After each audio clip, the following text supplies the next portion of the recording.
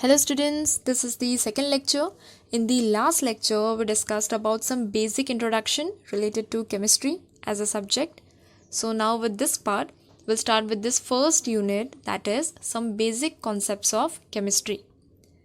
So chemistry की जहाँ बात आती है वहाँ हम मैटर को स्टडी करते हैं, है कि नहीं?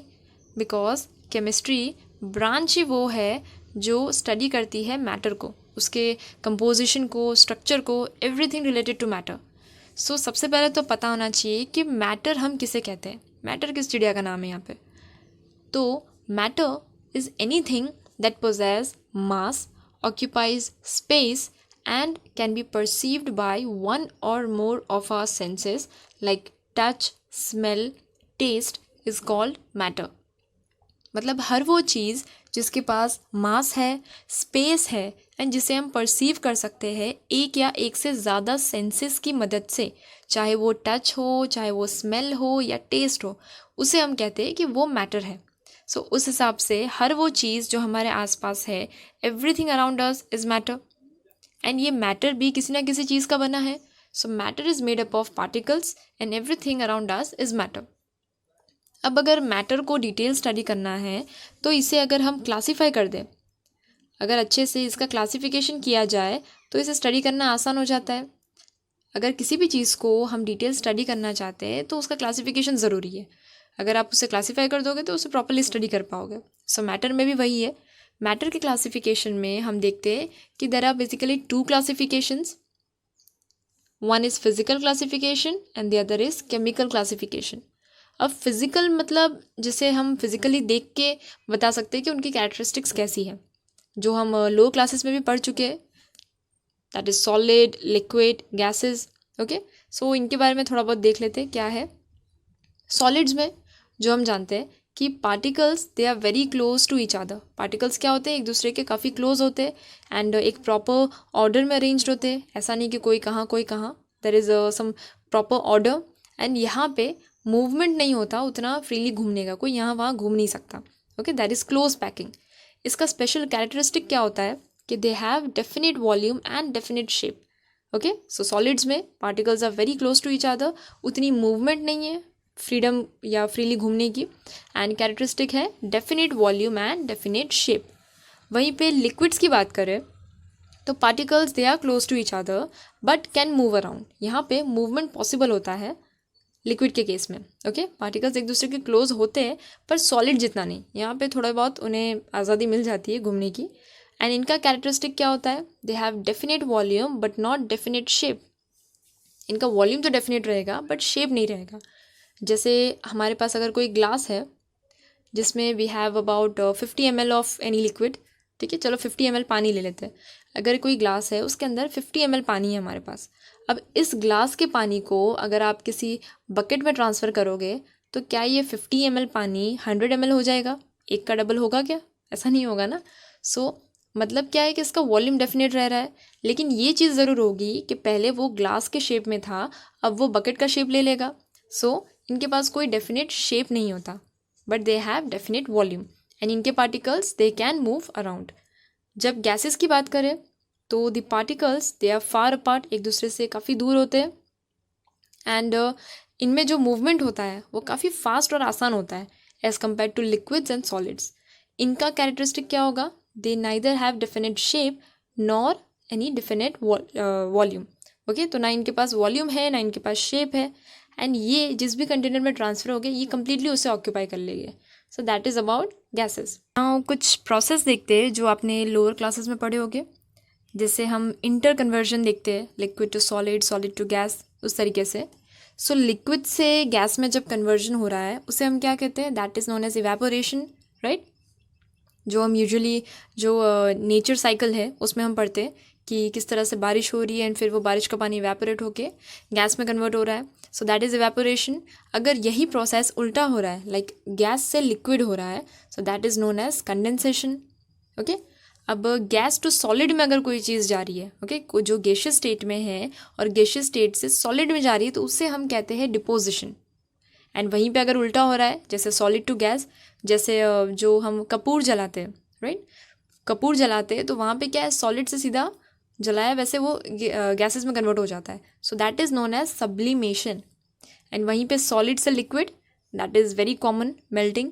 और liquid to solid, that is freezing.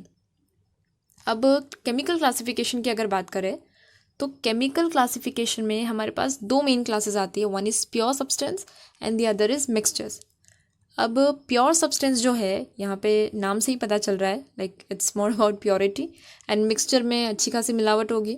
So pure substance it can be defined as a single substance और मैटर. जो भी चीज़ है सिंगली वही होनी चाहिए, एंड जिसे हम किसी भी सिंपल फिजिकल मेथड से सेपरेट नहीं कर सकते, उसे हम प्योर सब्सटेंस कहते हैं. प्योर सब्सटेंस में भी हमारे पास दो क्लासेस है, that is elements in compounds. Elements में क्या होगा, एलिमेंट्स जैसे हमारे पास एग्जांपल यहाँ पे कॉपर का है एज एन एलिमेंट, जो पीरियोडिक टेबल में हम देखते हैं ना, अलग अलग एलिमेंट्स है, आयरन है, कॉपर है, इस तरीके से. दैट इज़ एलिमेंट कि उसमें सारे सेम टाइप के ही एटम होंगे. एंड कंपाउंड्स में like over here we have example of NaCl. So compound actually, जब आप यहाँ पे आप देख सकते हो कि जो H2O है, वाटर एज अ कंपाउंड, जब इसके एलिमेंट्स को आप अलग करोगे ना, तो इनको अलग करने के बाद आपको क्या मिलेगा, उनके जो रिस्पेक्टिव कंपोनेंट से वो बना है उनके एलिमेंट्स मिलेंगे. सो इस तरीके से आप डिफ्रेंशिएट कर सकते हो. एलिमेंट्स एंड कंपाउंड्स को देख लेते हैं पहले. एलिमेंट इज़ व्हाट, यहाँ पे only one type of particles, चाहे वो एटम हो या मॉलिक्यूल्स हो. लाइक सोडियम हो गया, कॉपर हो गया, ये सारे जो एलिमेंट्स हम देखते हैं पीरियोडिक टेबल में, सोडियम हो गया, कॉपर हो गया, सिल्वर हो गया, गोल्ड हो गया, प्लेटिनम हो गया, इन सब में क्या होगा, एक ही सिंगल टाइप के एटम्स हो गए, राइट. ऐसा नहीं है कि अगर आपके पास कोई कॉपर का ब्लॉक है तो उसके अंदर यहाँ ऊपर की तरफ थोड़ा बहुत गोल्ड होगा या नीचे थोड़ा बहुत आयरन होगा, वैसे एटम्स नहीं रहेंगे. अगर वो कॉपर एज अ एलिमेंट है तो वो पूरा का पूरा कॉपर का ही एटम होगा उसके अंदर. ओके. एंड वहीं पे कंपाउंड्स देखते हैं तो compound is a pure substance which contains 2 और मोर एलिमेंट्स, जिसमें 2 या 2 से ज़्यादा एलिमेंट्स हो गए जो एक फिक्स्ड प्रपोर्शन में कंबाइंड है. ओके, जो एक फिक्स प्रपोर्शन बाय वेट उसमें कंबाइंड है. जैसे H2O की बात करें तो ये फिक्स है कि 2 हाइड्रोजन्स एंड 1 ऑक्सीजन. ओके, इतने प्रपोर्शन में ही रहेगा ये. सो ये जो प्योर सब्सटेंस है जिसमें एक से ज़्यादा एलिमेंट्स मिल रहे हैं, यहाँ पे proportion is fixed by weight, and इसे हम डिकम्पोज कर सकते हैं बाय केमिकल मेथड्स. अब कंपाउंड में ये एक चीज़ होती है कि जो कंपाउंड बना, जैसे H2O जो बना, ये किन दो चीज़ों से बना, ये बना हाइड्रोजन एंड ऑक्सीजन की मदद से, राइट. तो हाइड्रोजन और ऑक्सीजन की प्रॉपर्टीज़ अलग होगी, लेकिन जब ये मिल के एक कंपाउंड बना रहे हैं, उस कंपाउंड की प्रॉपर्टी एकदम अलग होगी. लाइक हाइड्रोजन की अगर बात करें, हाइड्रोजन इज़ फ्लेमेबल, राइट. और ऑक्सीजन जो है, तो ये तो भाई कंबशन के लिए बहुत ज़रूरी है. आपको कहीं पे भी आग लगानी है तो वहाँ पे ऑक्सीजन तो होना चाहिए, राइट. तो इन दोनों की प्रॉपर्टीज़ ऐसी है, लेकिन दोनों मिल के आपस में बनाते क्या है, H2O बनाते, पानी, जो आग बुझाने में काम लगता है.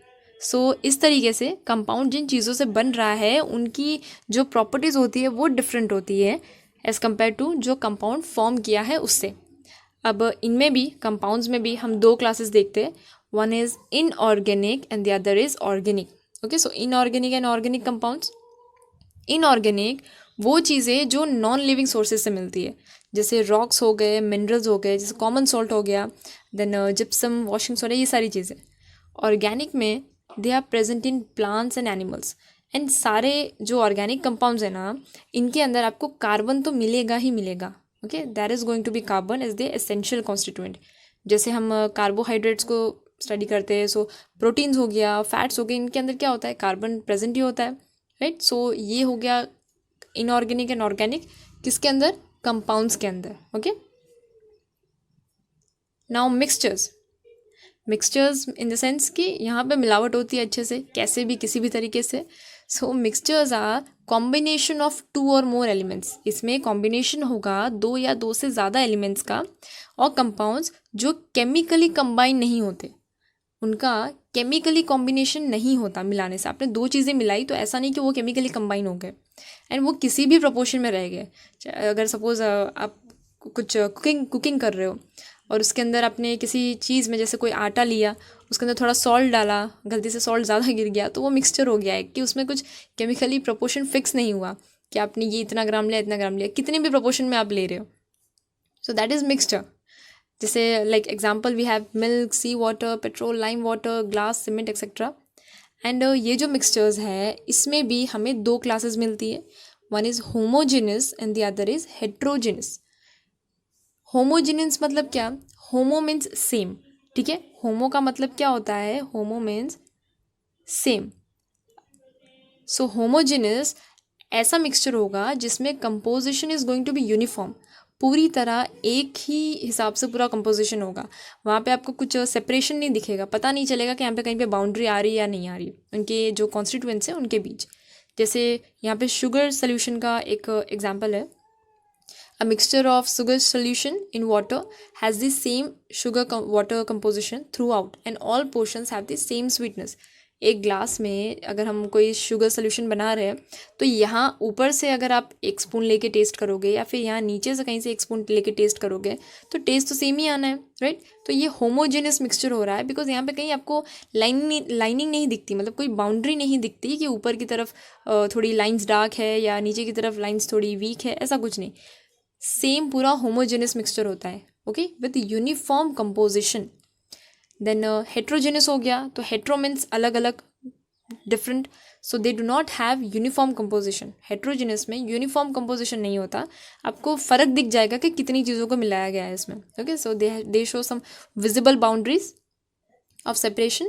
The different constituent of a heterogeneous mixtures can be seen even with naked eyes. ज़रूरी नहीं है कि ये सारी चीज़ें माइक्रोस्कोपिक लेवल पे ही हो, उन्हें हम ऐसे ही खुली आंखों से भी देख सकते हैं.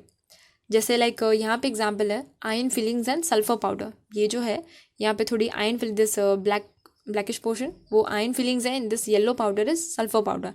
अब इन दोनों को मिक्स किया है रैंडमली किसी प्रपोर्शन में तो ये पता चल रहा है कि यहाँ पे अच्छी खासी मिलावट हुई है कि ये रहा आयरन और ये येलो पोर्शन रहा सल्फर.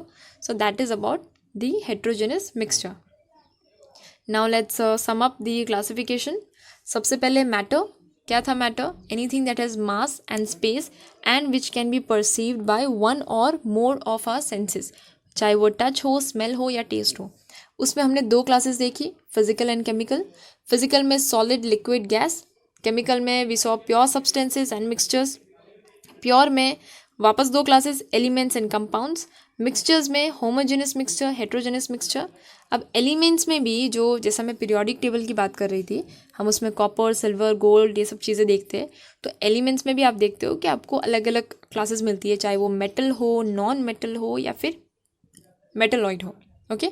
सो एलिमेंट्स में भी हमारे पास ये तीन छोटी क्लासेस है, metals, non metals and metalloids. और कंपाउंड्स में हमने देखा organic compound and inorganic compound. So that is about the classification of matter.